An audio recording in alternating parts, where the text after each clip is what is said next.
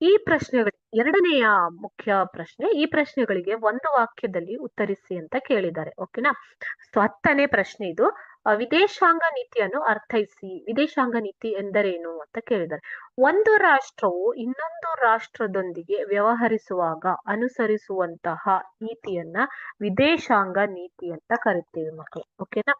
ಭಾರತಕ್ಕೆ ಭಾರತ ಅಲ್ಲ, ಯಾವ ದೇಶಕ್ಕೆ ಆಗಲಿ, ಸೊ ಇತ್ತೀಚಿನ ದಿನಗಳಲ್ಲಿ ವಿದೇಶಾಂಗ ನೀತಿ ಪ್ರತಿಯೊಂದು ರಾಷ್ಟ್ರಕ್ಕೂ ತೀರಾ ಅವಶ್ಯಕವಾಗಿದೆ. ಓಕೆ.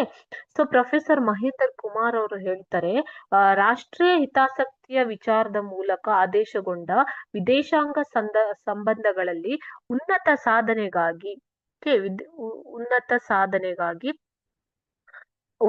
ಎಚ್ಚರಿಕೆಯಿಂದ ಕೂಡಿದ ಚಟುವಟಿಕೆಗಳ ಒಂದು ಸರಣಿಯೇ ವಿದೇಶಾಂಗ ನೀತಿ ಅಂತ ಪ್ರೊಫೆಸರ್ ಮಹೇಂದರ್ ಕುಮಾರ್ ಅವರು ಹೇಳಿದ್ದಾರೆ. ಓಕೆ. ಸೊ ಇವಾಗ ಹಾಗಾದ್ರೆ ವಿದೇಶಾಂಗ ನೀತಿ ಅಂದ್ರೇನು? ಒಂದು ರಾಷ್ಟ್ರ, ಒಂದು ವಾಕ್ಯದಲ್ಲಿ ಹೇಳಬೇಕು ಅಂತಂದ್ರೆ, ಒಂದು ರಾಷ್ಟ್ರವು ಒಂದು ರಾಷ್ಟ್ರದೊಂದಿಗೆ ವ್ಯವಹರಿಸುವಾಗ ಅನುಸರಿಸುವ ನೀತಿಯನ್ನ ವಿದೇಶಾಂಗ ನೀತಿ ಅಂತ ಕರೀತಾರೆ.